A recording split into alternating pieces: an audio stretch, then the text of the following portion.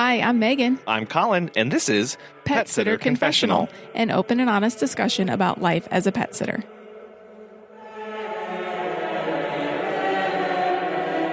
Hi, welcome to episode 171. Hello, we're going to be talking about decision fatigue. Whether this is your first time joining us today or you have been a listener for a long time, we appreciate you. We have a back catalog of 170 other episodes, topics in pet care, and interviews with some awesome pet care professionals. So you can check those out anytime at petsitterconfessional.com/listen. We also want to thank Pet Sitters Associates for sponsoring this episode and our newest Patreon member, Katie. Thank you so much. Woo, thank you, Katie. We love putting these episodes together every week and hope that you enjoy listening to them. So Katie, thank you so much for donating a few dollars every month to help support what we do here. So late last year was on the slower side for us. It seemed like people really traveled for Thanksgiving, but not for Christmas so much or for New Year's. However, once the new year hit, people in our town really got the travel bug. They really wanted to travel. And so they have been doing so a lot. We had just on spring break, we had to turn away just as many people over spring break as we did clients that we took on. It was pretty crazy. And since January, our business has almost doubled. So our pet care business went from a second income to now our primary income, and it really doesn't show signs of slowing down. I know with the vaccine, people are really excited getting to travel more. And hopefully that continues. So we hope your business is seeing this as well. I think we get about 5 to 10 new inquiries every week, and most of them are turning into clients. And that's great. We are filled to the brim right now. But because of this insane growth, we have had to make a ton of decisions about our business, whether it's scheduling meet and greets or which of us will be doing the drop-in checks. And obviously, the day-to-day craziness of our personal life with 2 small kids. So today, we are going to be talking about decision fatigue. We've talked about compassion fatigue and burnout in the past, and those topics have to deal with constantly being on and not taking time for ourselves. Decision fatigue comes from having to make decision after decision after decision for a prolonged period of time. This can come in form of many different things in our lives, whether it's to take on a new client like we have been struggling with or not. Maybe it's what to charge if you're deciding to raise your prices or not. Maybe it's where to park your car, what to have for breakfast, how to update your website, or what to include in that update. We literally make thousands of decisions every single day. Yeah, and it's definitely not helped when we're stressed or tired or just feel overwhelmed. Yeah, 2020 had us pretty stressed about what was going on in the world, and all of a sudden, we had even more decisions to make for our life and for our family. And as Megan said, currently, there are things coming up that maybe we weren't expecting, or we're having to grapple with this new growth and how to make space and time for that. And all of that adds up to more stress and more decision fatigue. Yeah. So have you ever sat down at the end of the day just too exhausted or too mentally worn out to figure out what is for dinner? I have. So that's part of decision fatigue, where if you're just don't want to figure it out, you just go out to a restaurant and they figure it out for you. Or if you're trying to plan a big move or a big shift in your business and you just get overwhelmed with all the little decisions that you have to do to, get from point A to point B, that is also decision fatigue. So Megan mentioned about how we are increasingly becoming more and more busy and our bookings have gone through the roof. Well, we've also been trying to recently shift into new services in our area.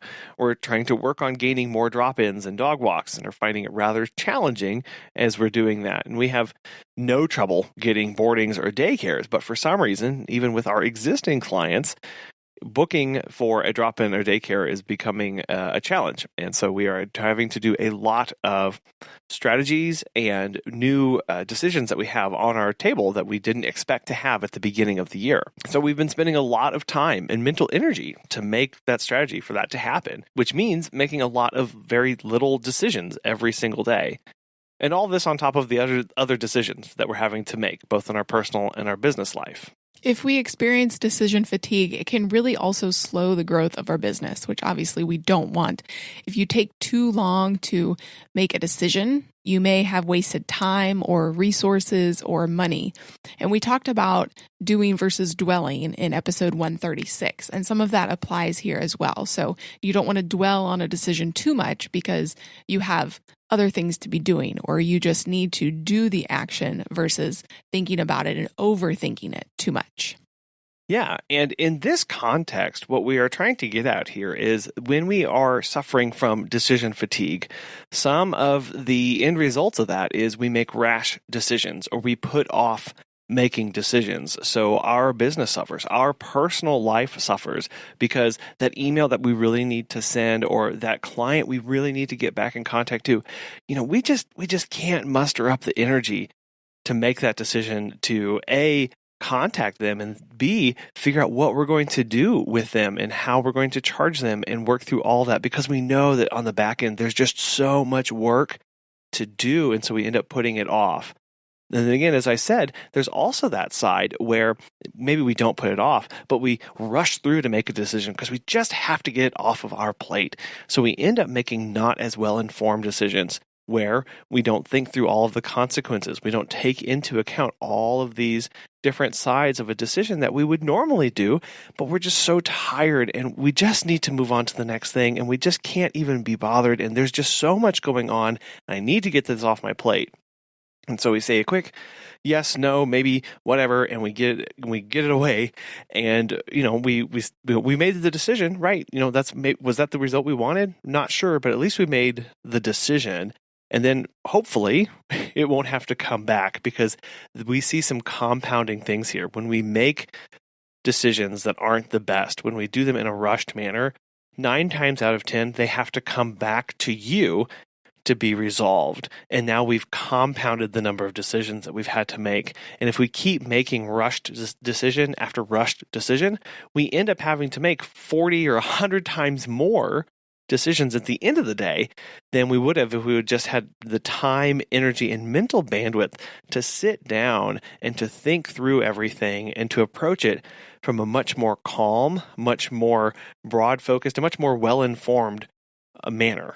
Fortunately, though, there are a lot of things that we can do both systematically and with our mindset to work around this. Setting up systems is a huge thing when combating decision fatigue.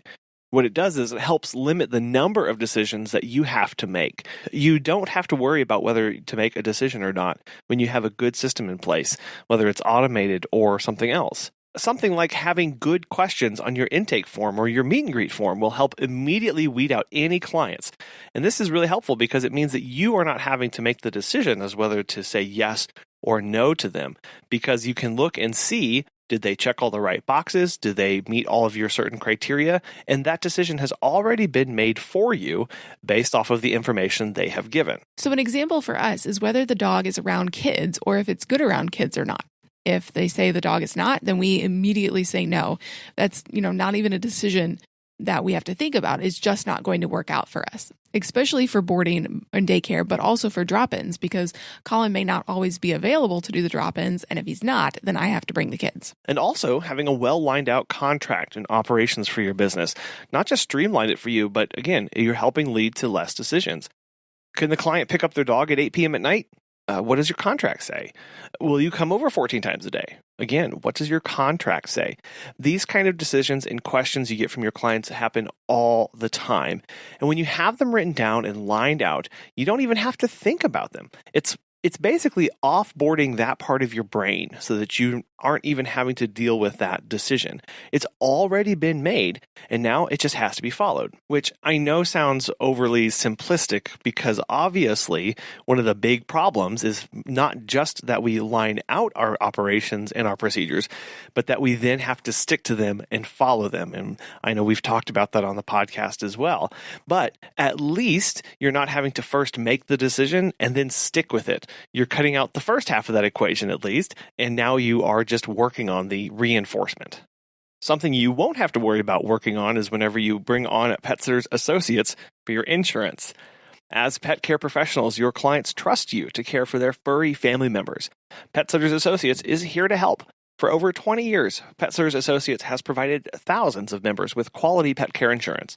If you work in the pet care industry or want to make your passion for pets into a profession, you can take your career to the next level with flexible coverage options, client connections, and complete freedom in running your business. Learn why Pet Sitters Associates is the perfect fit for you and get a free quote today at PetsitLLC.com. You can get a discount when joining by clicking Membership, Pet Sitter Confessional, and use the discount code CONFESSIONAL at checkout to get $10 off today. Check out the benefits of membership and insurance once again at PetsitLLC.com. When it comes to decision fatigue, there are also things that we can do in just our normal life.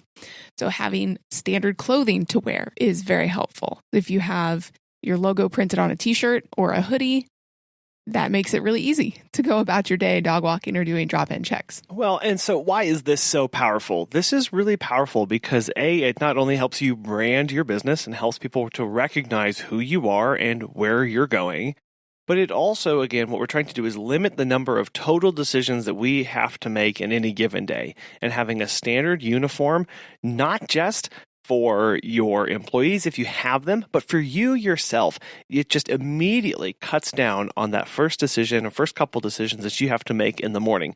You don't even have to worry about them. It's not something you stress about or have to plan for the next day.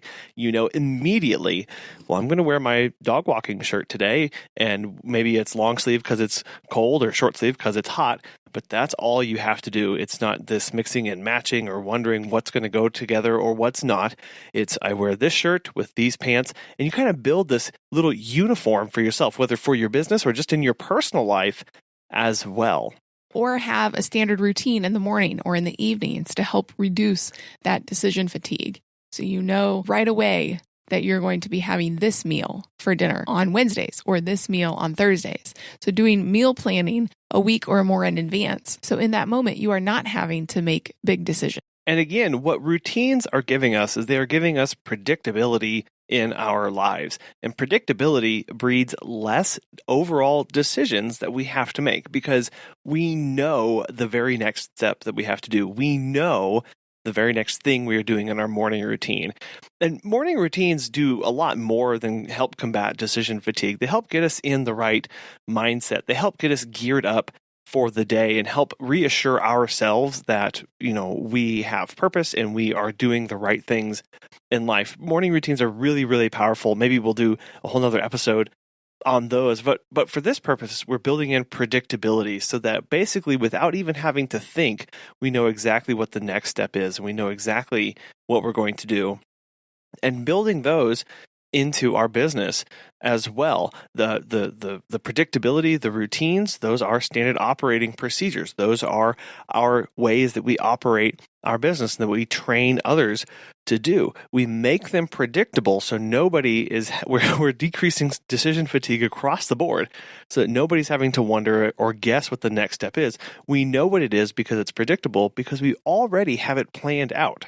And so part of combating decision fatigue is taking those moments that we can to pre-make as many decisions into the future as we can around little topics and little things so that we don't feel overwhelmed and stressed by them in that moment when that time comes. I like to think of this as decision stacking, where when you have those quiet moments or maybe you have time set aside in your schedule for planning, that is whenever you sit down and you really line out and make a lot of decisions, or you do as much decision making as you can in that time period. Again, stacking decision upon decision, being in that mode, you are already making other decisions, you're bringing them all together.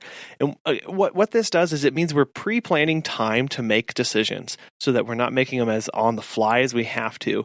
And we're making them during a pre-planned time so that we are not having to make them when we are fatigued or stressed or worried or sad or hungry or whatever other things would get in the way of us making good, sound decisions. We're planning out that time and we are using it to make good, solid decisions as best as we possibly can. And this goes right into tackling the hard stuff first. So a lot of us like to procrastinate. I know I am one of them. And we like to procrastinate on the decisions that we don't really want to make, especially if they're hard or they're unpleasant or we have a lot of stuff riding on them. They're really weighty decisions. But tackling the biggest decisions early in the day is the best option. This is when you're mentally energized, you're fresh, you're ready to go, and your willpower is really the strongest. You'll make the sharpest decisions in the morning. So start each day by asking, so of all the things you have to do on your list today, think about which ones will move your business forward the most. Which ones would you be glad to complete before you run out of steam? It's the one decision that you'll be glad that you made today. I've heard it put another way of eating the frog first. And after you've eaten the frog, everything else will basically taste better or be wonderful.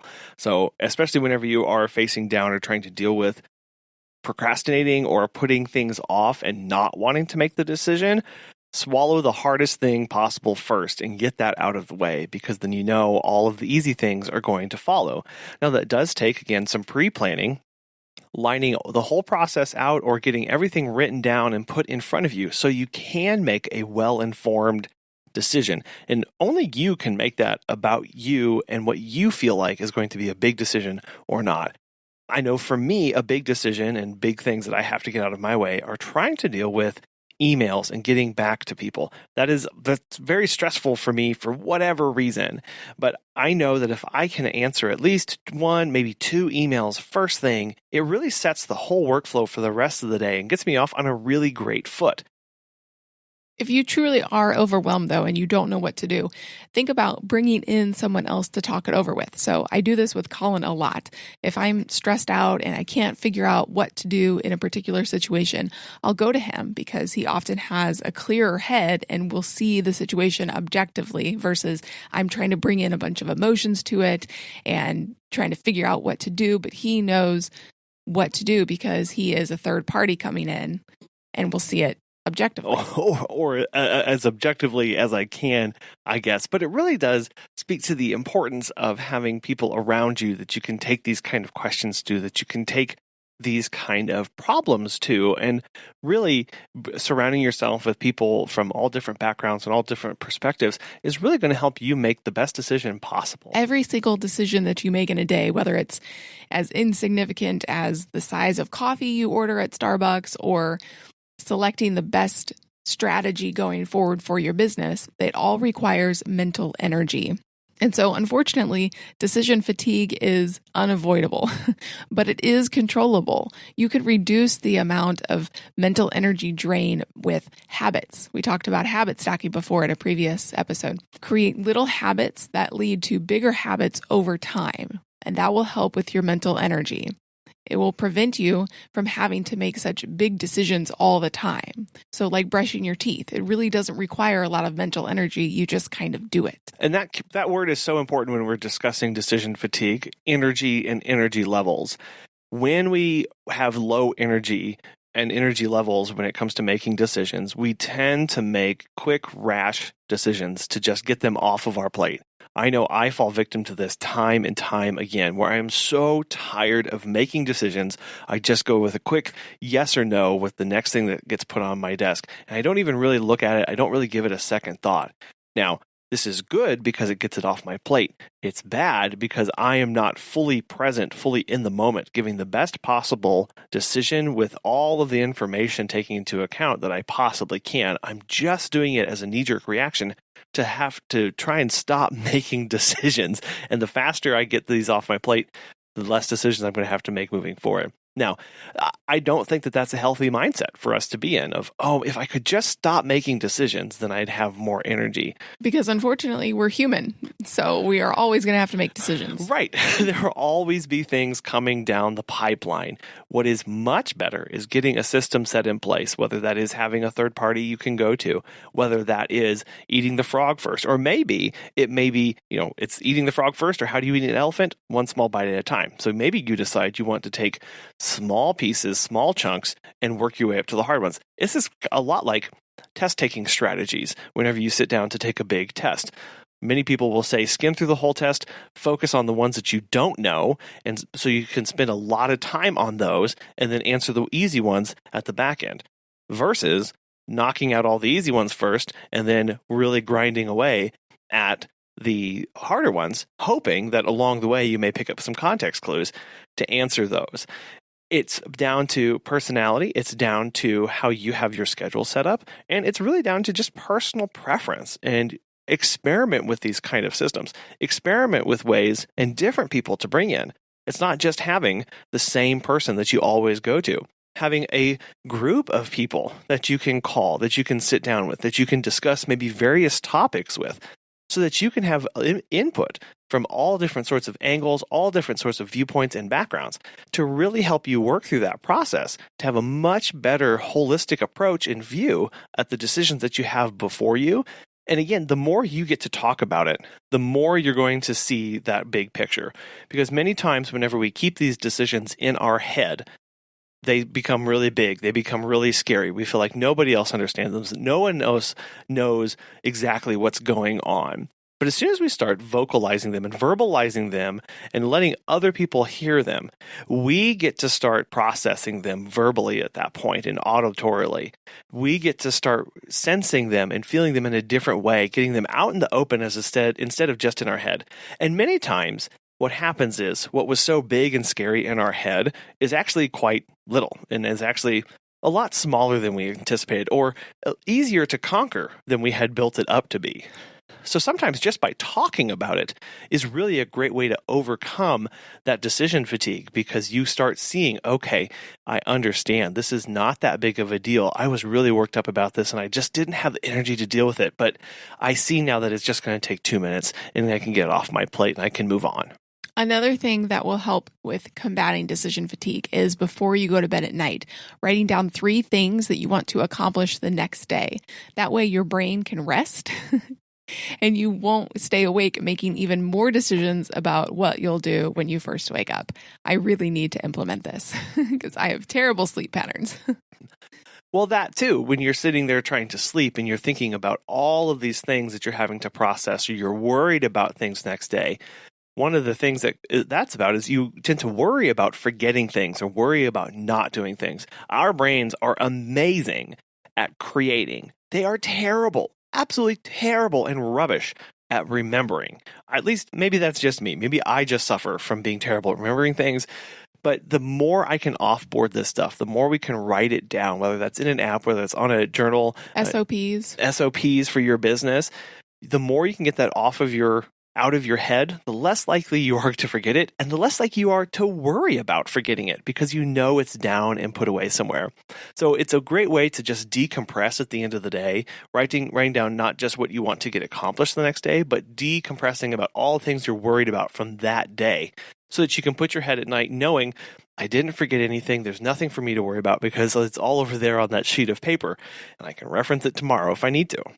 And with that, we also have to address our mindset around our decisions. And it's really our mindset about how much deliberation each decision actually needs to have on it. Yes, there are those ones that you need to sit down and you need to bury yourself into and bring in all the information and bring in your council members and discuss everything that's going on. But not every decision needs that level of involvement and that level of deliberation. It's understanding which should be deliberated and which should not be. And this is not just whether they are important or not, but how much of an impact they will have on your life or how much you care about it or not. So obviously something that is not important and that will not impact you and that you don't care about doesn't really need to be deliberated at all. And then it scales from there to the really important, really impactful, and really passionate decisions that need to be deliberated. So decision fatigue is the end result after a prolonged period of constant bombardment of little or sometimes even big decisions every single day. It is even more so compounded on whenever we are fatigued, when we are tired, or when our emotions are involved and our emotions are heightened. Some of the biggest periods where we go through decision fatigue are when our emotions are at their highest because every single decision is just the biggest thing and we feel like it has the most impact on everything going on around us. And the problem starts to come in when we let this impact the future decisions that we make. Decisions where we would have made more of a deliberation and we would have thought about it more, we quickly get it off of our plate because we just can't even be bothered. But there are things that we can do about it, setting in good protocols, building in good habits and bringing in good people around you to support you and to bounce off ideas with you. We would love to know if you have suffered from decision fatigue and, more importantly, what have you done to overcome it? You can let us know at Pet Sitter Confessional on Facebook and Instagram, or you can leave us a voicemail. We love those at 636-364-8260. Pet business coach Natasha O'Banion is going to answer the question, when to know it's time to stop offering a service. So I love this question because a lot of people hold on to services longer than they should. You should stop offering a service if it's not conducive to your business structure, to your happiness and your staff's happiness. And so let's say, example, for instance, we had a daycare provider and they've offered a service. The client no longer was a great fit, but they said, you know what, I'll just start offering walks now because we have a need.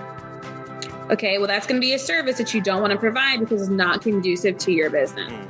And for instance, I've had this so many times. I've had clients who all move out of an area, or an area gets gentrified and everybody gets to shift out and move to a new location. I only have one or two dangling customers there. And after 2 years or so, the territory just never turns over. And I say, listen, unfortunately, we've had to make the decision to transfer our service area to this location. That service area just no longer is conducive to the business. It doesn't make sense to drive over there. You're letting the client down because you're putting them on the end of the schedule. You're not giving them your number one all the time because they're kind of out of the way. And so they're getting the end of the time window or the end of your exhaustion. They're not getting the full value that you could give them. So it no longer makes sense. It doesn't make time sense. It doesn't make money sense. And it's not bringing you or the team joy. Anytime you have to say, oh, okay, I have to go over there now, or oh. And I felt that way about pet sitting in my business. I would be at a barbecue laughing with friends. And then I would, go to the client's house at 7. And then I would say, oh, okay. All right, guys, I got to leave you because I got to go do a midday. And then I'll have another 4-hour break. And then I'll have to go back to the client again at 10. That just didn't bring me joy. And I didn't feel it. So I asked my staff, to be honest, no, we're doing enough business in the day that we really don't need it. And nobody wanted it anymore. Nobody was opting to take it. So I said, all right, we got to remove it. So we had to take out pet sitting because we had increased dog walking so much that everyone was like, oh, I really don't want to do the morning. And then I have to do the midday and then I have to do the night. It's just, I'd rather be, hanging out with friends and family. And I said, I agree. But there's all kinds of variables. A lot of us are pet sitters and we have different staff that we can have them take the morning shift and night shift. There's a lot of workarounds, right? But that's just a small example of, doing things that you may get that, I don't really want to, or having that client that makes you, oh God, they're calling me, they're texting me. That means you typically should break away. The way to handle that is just sticking to the facts. Okay. Don't make it overly emotional. Don't overly explain yourself. Stick to the facts, and facts are usually handled within 3 sentences. 3 or 4 sentences covers facts. If you're going any more than that, you're now getting emotional and opening yourself up for, well, what if, and what about, and that's not fair. Just stick to the data and it'll always bring you home.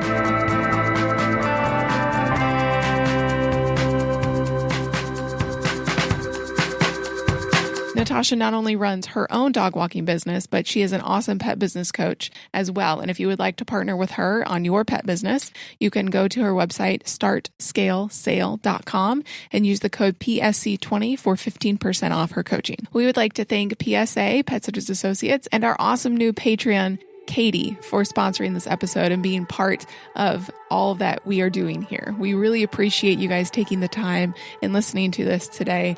These are so much fun to put together, and we hope you join us next time. Right. We know that there are a lot of places that you could go for information. And so we really just genuinely cannot tell you enough how much it means for you to listen every single week, for you to share the episodes, and for you to give the wonderful feedback that you do. You are really helping to be part of a wonderful community, and we are so thankful to be a part of it as well.